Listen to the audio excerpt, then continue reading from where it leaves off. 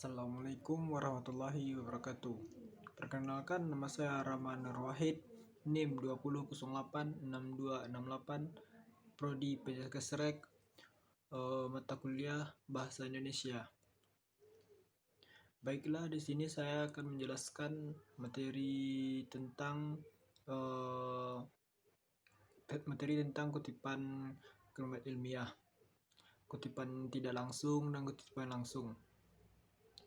Pertama adalah kutipan, jenis-jenis kutipan. Kutipan langsung adalah kutipan yang sejenis sama dengan apa yang diungkapkan. Sepertinya Anda memprint atau memfotokopi kayak gitulah.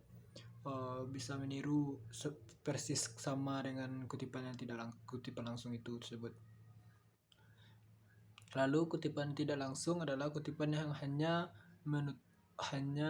memakai isi atau sesuatu ya, pikiran atau ide atau gagasan yang dipinjam. Itu yang termasuk adalah kutipan yang tidak langsung. Baiklah, dalam aturan kutipan penulisan bisa kita lihat dari kutipan langsung pendek. Kutipan langsung pendek tersebut selalu dibuat di dalam dua tanda petik. Lalu materi kutipan ditulis sebagai yang tertulis dengan yang tertera pada sumber kutipan, baik mengenai susunan kata-katanya atau ejaan maupun mengenai tanda bacanya. Itu harus kita perlu perhatikan dalam aturan penulisan kutipan, ejaannya atau kata-kata tersebut. Baiklah, materi kutipan tidak boleh diubah atau diperbaiki. Lalu kutipan langsung, kata pendek ditulis dengan cara mengidentifikasikan materi yang notasi atau kutipan dalam paragraf yang menurut kutipan tersebut. Lalu kutipan dalam selanjutnya, aturan penulisan kutipan langsung panjang. Kutipan langsung yang panjang dibuat pada tempat yang tersendiri atau aturan tersendiri pula. Yang pertama, baris pertama kutipan dipisahkan dari kotak sebelum dari jarak 2 atau 2,5 spasi.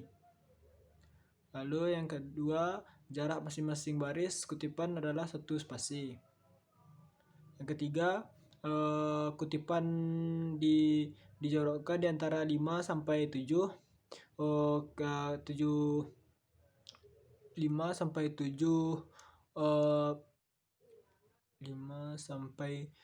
ketikan. Biasanya dijorokkan adalah sejauh menjorokkan barisan pertama atau di awal paragraf.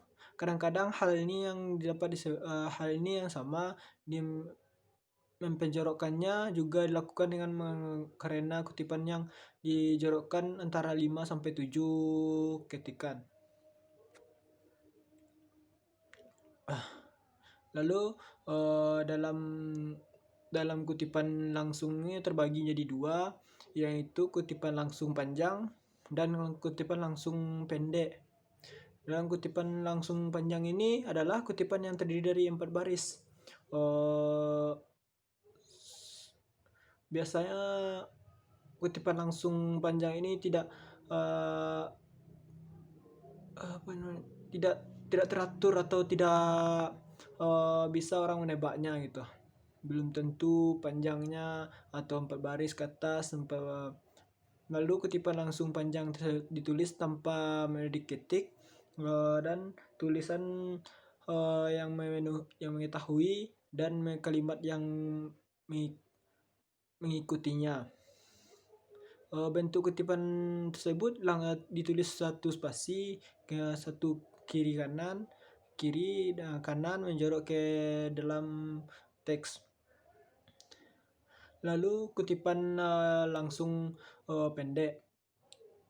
Kutipan langsung pendek ini adalah kutipan langsung selalu di antara dua tanda petik atau dua tanda kutip dua.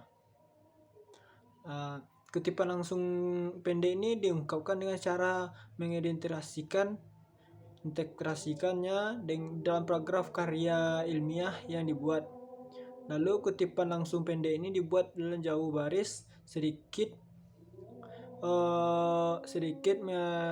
mengungkapkan atau sampaikan 4 baris. Biasanya adalah 1 sampai 3 baris atau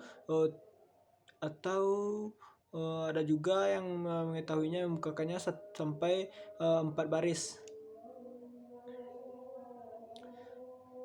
Lalu beberapa pertimbangan yang sering ditemukan dalam penyampaian kutipan langsung adalah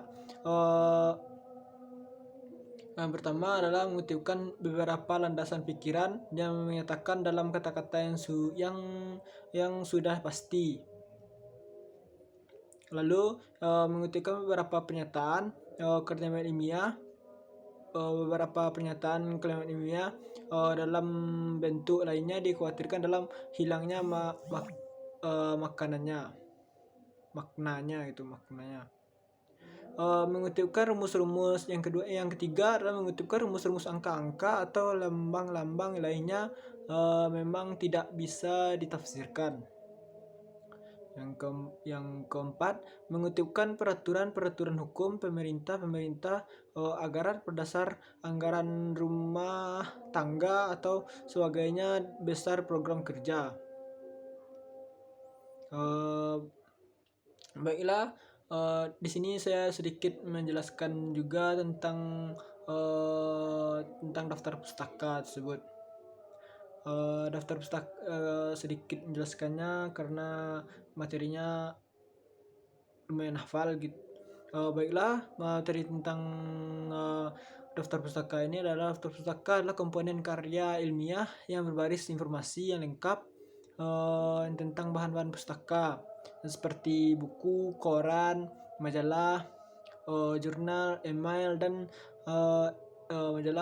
lain-lain yang biasanya dipakai sebagai referensi atau suatu tulisan yang sedang ditulis.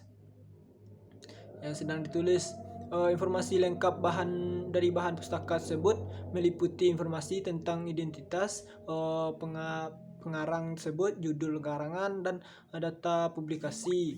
Data publikasi ini meliputi tahun terbit, kota tempat buku terbit, dan nama penerbit yang menerbitkan buku yang dijadikan acuan tersebut.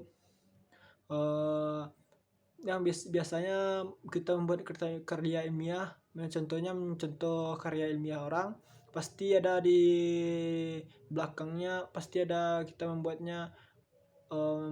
daftar pustaka tersebut, dari siapa majalah tersebut, dari mana karangan tersebut. Lalu komponen daftar pustaka. Komponen daftar pustaka maksudnya adalah sebagai satu nama pengarang buku yang berujuk, dua judul karangan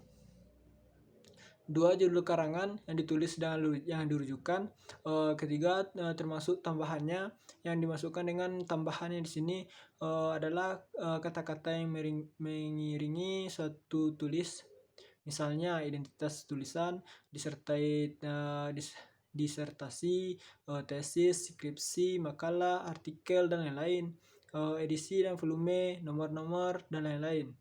Yang ketiga adalah data publikasi. Data publikasi ini meliputi tahun buku terbit dan nama kota yang tempat buku diterbitkan,